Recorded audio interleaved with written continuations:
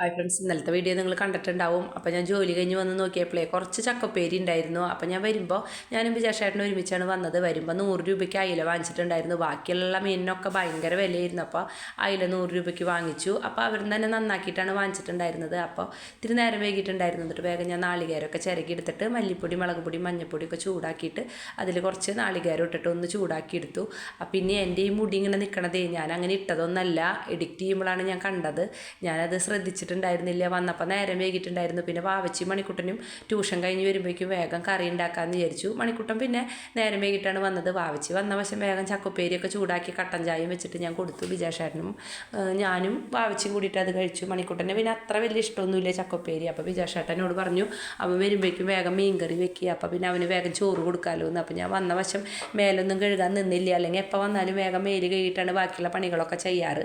അപ്പോൾ വരുന്ന വഴിക്ക് അത്താണിയിൽ സബോളയും പിന്നെ ചുമന്നുള്ളിയും അതൊക്കെ കണ്ടു. നല്ല വില കുറവിന് കണ്ടപ്പോൾ ഞാൻ കുറേയൊന്നും വാങ്ങിച്ചില്ല, എല്ലാം ഓരോ കിലോ വാങ്ങിച്ചു. സബോള ഞാൻ 2 കിലോ വാങ്ങിച്ചു. എപ്പോഴും സബോള കൂടുതൽ ചിലവാണ്. അപ്പോൾ മീൻകറി അടുപ്പത്ത് വെച്ചിട്ട് അതൊക്കെ എടുത്ത് വെക്കാമല്ലോ എന്ന് വിചാരിച്ചു. പിന്നെ ഞാൻ ഈ കൊണ്ടാട്ടമുളക് പോലത്തെ കൊണ്ടാട്ടമുളക് തന്നെയാണ് 250 ഗ്രാമിന് 20 രൂപ എന്ന് പറഞ്ഞപ്പോൾ അതും ഞാൻ വാങ്ങിച്ചു 250.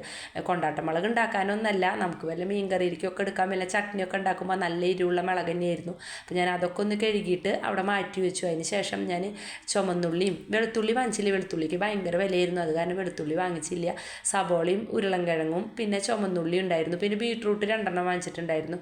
ബീട്രൂട്ടൊക്കെ എടുത്തിട്ട് ഫ്രിഡ്ജിൽ വെച്ചു. എന്നിട്ട് ഞാൻ സബോളയൊക്കെ എടുത്തിട്ട് അവിടെ നിങ്ങൾ വിചാരിക്കേണ്ടാവും എന്താ താഴത്തേക്ക് വെക്കണേന്ന്. അവിടെയാണ് ഞാൻ കൊട്ട വെച്ചിട്ടുള്ളത്, ഉള്ളിയും സബോളയൊക്കെ വെക്കണത്. അപ്പോൾ അതിൽ ഞാൻ ഉള്ളി നോക്കിയപ്പോഴേ അതിൽ നിറച്ച് അതിൻ്റെ എന്താ പറയുക തോല്. അപ്പോൾ ഞാൻ അതിന് തിരഞ്ഞെടുത്തു. നല്ല ഉള്ളി തന്നെയായിരുന്നു. പക്ഷേ എപ്പോഴെങ്കിലും ഒഴിവ് കിട്ടുമ്പോൾ ഒന്ന് വെയിലത്ത് വെക്കണം. വെയിലത്ത് വെച്ച് കഴിഞ്ഞാലേ അതിൻ്റെ നീരൊന്ന് വലിഞ്ഞ് കിട്ടും. പച്ചുള്ളിയായിരുന്നു. അപ്പോൾ അങ്ങനെ അതൊക്കെ എടുത്ത് വെച്ചതിന് ശേഷം പിന്നെ ഇന്നലെ ഞാൻ മാന്തൾ വാങ്ങിച്ചിട്ടുണ്ടായിരുന്നു. ഇപ്പം ഞാൻ മീൻ കച്ചവടമൊന്നും ചെയ്യണില്ല. എന്താണെന്ന് വെച്ചാൽ മേടിച്ച് കൊണ്ടുവന്ന് കഴിഞ്ഞാൽ അപ്പം തന്നെ അത് വിറ്റ് കഴിക്കണം. പിന്നെ നമ്മുടെ അകത്തൊക്കെ വെച്ച് കഴിഞ്ഞാൽ ഭയങ്കര മണമാണ്. ഞാൻ പറഞ്ഞിട്ടുണ്ടല്ലോ എൻ്റെ വീഡിയോയിൽ, കൊറോണ സമയത്താണ് ഞാൻ അധികം വിറ്റുണ്ടായിരുന്നത്. അപ്പം അങ്ങനെ ഇപ്പം ഞാൻ വാങ്ങിക്കണില്ല. അപ്പം 100 ഉണക്കമാന്തൾ വാങ്ങിച്ചിട്ടുണ്ടായിരുന്നു. അത് ഞാനൊരു കുപ്പിയിലാക്കിയിട്ട് അങ്ങനെ ഫ്രിഡ്ജിൽ വെച്ചു. പിന്നെ വിജയശേട്ടൻ വന്നപ്പോഴേ മുരിങ്ങക്കായ നമുക്ക് വെള്ളത്തിന് ഇപ്പോൾ രണ്ടാമത് ബുദ്ധിമുട്ട് വന്നു. എന്താണെന്ന് വെച്ചാൽ വേനൽക്കാലമായില്ലേ, അപ്പോൾ വെള്ളമില്ല. അപ്പോൾ വെള്ളം വാങ്ങിക്കണം. വെള്ളം വണ്ടി വിളിച്ച് പറഞ്ഞിട്ടുണ്ട്, വെള്ളം വരും.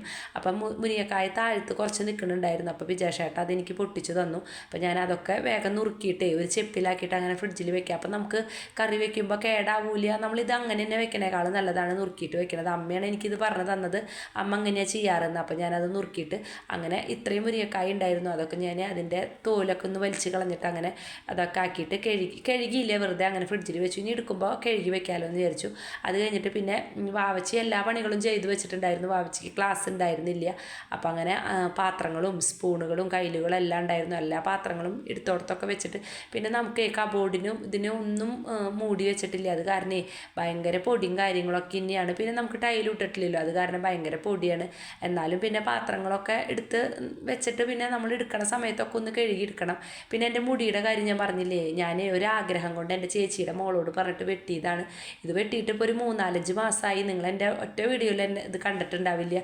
ഞാൻ എപ്പോഴും ഇത് ഉള്ളിലേക്ക് ഇങ്ങനെ തിരികെ വെക്കുകയാണ് ചെയ്യാറ്. പക്ഷേ ഇന്ന് വന്ന വശം ഞാൻ വേഗം പണികളൊക്കെ ചെയ്യാൻ വിജയശേട്ടൻ വേഗം കറി വെക്കുകയെന്ന് പറഞ്ഞപ്പോഴേ വേഗം പണികളൊക്കെ ചെയ്യാനായിട്ട് നിൽക്കുമ്പോൾ വെറുതെ ഒന്ന് മുടിയിലൊരു ക്ലിപ്പ് ഇട്ടു. അപ്പോൾ ആ ഭാഗം വെട്ടിയ ഭാഗം അങ്ങനെ നിന്നതാണ്.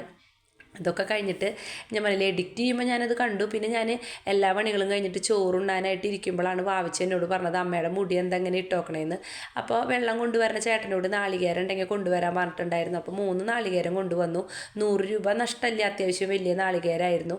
അപ്പോഴേക്കും വെള്ളം വണ്ടി വന്നിട്ടുണ്ട്. അതിൻ്റെ ഇടയിൽ മീൻകറിയൊക്കെ ആയി വന്നപ്പോൾ ഞാനത് വേഗം ഉള്ളിയൊക്കെ കാച്ചി ഒഴിച്ചു. അപ്പോൾ അങ്ങനെ മീൻകറിയൊക്കെ ആയി. അപ്പോൾ വിജയശേട്ടനും മണിക്കൂട്ടനും കൂടിയിട്ടാണ് വെള്ളം പിടിക്കാനായിട്ട് അവിടെ നിൽക്കണത്. പിന്നെ ഞാനിത് ഉള്ളി കാച്ചിയ പാത്രം കഴുകിയെടുത്തിട്ട് ഇരുമ്പിൻ്റെ ചട്ടിയല്ലേ, അപ്പോൾ അതൊന്ന് ഇതുപോലെ ഗ്യാസുമ്മ വെച്ചിട്ടൊന്ന് ചൂടാക്കി വെച്ച് കഴിഞ്ഞാൽ പിന്നെ അതിൽ തുരുമ്പൊന്നും വരില്ല. നമ്മൾ വെള്ളത്തോട് കൂടിയിട്ട് അതങ്ങനെ വെച്ച് കഴിഞ്ഞാൽ അതിൽ തുരുമ്പ് വരും. അപ്പോൾ എനിക്കിത് ഒരു ചേച്ചി പറഞ്ഞെന്താണ് ഇങ്ങനെ ചെയ്ത് കഴിഞ്ഞാൽ ഇതുപോലെ വെള്ളം വറ്റിച്ചിട്ട് ഓഫ് ചെയ്ത് വെച്ച് കഴിഞ്ഞിട്ടുണ്ടെങ്കിൽ കണ്ടാൽ നല്ല ഇത് പഴുത്തിങ്ങനെ ഇതായി കഴിഞ്ഞാൽ പിന്നെ അങ്ങനെ ഇരുന്നോളും. അപ്പോൾ ചൂടാറി കഴിഞ്ഞാലും തുരുമ്പൊന്നും വരില്ല. അപ്പോൾ ഞാൻ മീൻകറിയൊക്കെ ഉള്ളിയൊക്കെ കാച്ചിയെടുത്തതിന് ശേഷം പിന്നെ ഞാൻ വേഗം മീൻ വറുക്കാനാണ് നോക്കണത്. അപ്പോൾ അങ്ങനെ മീൻ വറുക്കാനും അടുപ്പത്തിട്ട് വാവിച്ച് അവിടെ കിടന്ന് TV കാണുന്നുണ്ട്. അപ്പോൾ ആൾക്ക് വിശക്കുന്നുണ്ട് എന്ന് പറയുന്നുണ്ട്. അപ്പോൾ ഞാൻ വേഗം ചോറ് കൊടുക്കാനായിട്ട് നോക്കണം.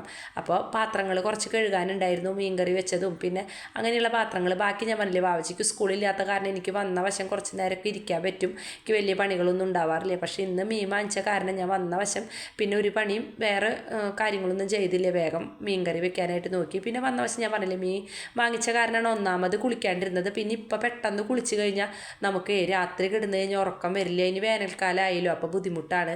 അപ്പോൾ കിടക്കണോട് കൂടി ചോറൊക്കെ കൊണ്ട് കഴിഞ്ഞിട്ട് അങ്ങനെ മേലൊക്കെ കഴുകി കിടക്കാമല്ലോ എന്ന് വിചാരിച്ചു. അപ്പോഴേക്കും വെള്ളം വണ്ടി വന്നു, വിജയശാട്ടിനും മണിക്കൂട്ടനൊക്കെ കൂടി വെള്ളമൊക്കെ പിടിച്ചു, മീനൊക്കെ വറുത്തു. മീൻ വറുത്തിട്ടൊക്കെ അതൊക്കെ അവിടെ മാറ്റി വെച്ചതിന് ശേഷം ഞാൻ തിണ്ടും കാര്യങ്ങളൊക്കെ നന്നായി തുടച്ചെടുക്കണം. എന്താണെന്ന് വെച്ചാൽ 2 വട്ടം 3 വട്ടമൊക്കെ തുടച്ചു, മീനിൻ്റെ മണം ഉണ്ടാവുമല്ലോ. പിന്നെ അയിലയായ കാരണം അത്ര വലിയ മണമൊന്നും ഉണ്ടായിരുന്നില്ല. അപ്പോൾ ഞാൻ വേഗം എല്ലായിടത്തും നന്നായി തുടച്ച് അങ്ങനെ തിണ്ടും കാര്യങ്ങളൊക്കെ തുടച്ചു. പിന്നെ അടിച്ചു വാരലൊക്കെ വാവിച്ച് ചെയ്തിട്ടുണ്ട്. അപ്പോൾ വാവിച്ചിക്ക് ചോറ് കൊടുക്കാനായിട്ട് നോക്കണം. അപ്പോൾ അങ്ങനെ വാവിച്ചിക്ക് ബിജാഷേട്ടനും മണിക്കൂട്ടിനും ഞാൻ ചോറൊക്കെ കൊടുത്തു. ചോറൊക്കെ കൊടുത്തതിന് ശേഷം വാവിച്ചി അവിടെ വന്നിരുന്നിട്ട് പഠിക്കുകയായിരുന്നു. അപ്പോൾ ഞാൻ അങ്ങനെ അവളുടെ അടുത്ത് റൂമിൽ വന്നിരുന്ന് പഠിച്ചു. അപ്പോഴാണ് അവൾ എന്നോട് ചോദിച്ചത് മുടിയുടെ കാര്യം. നല്ല നല്ല വീഡിയോ ആയിട്ട് വരാട്ടാ.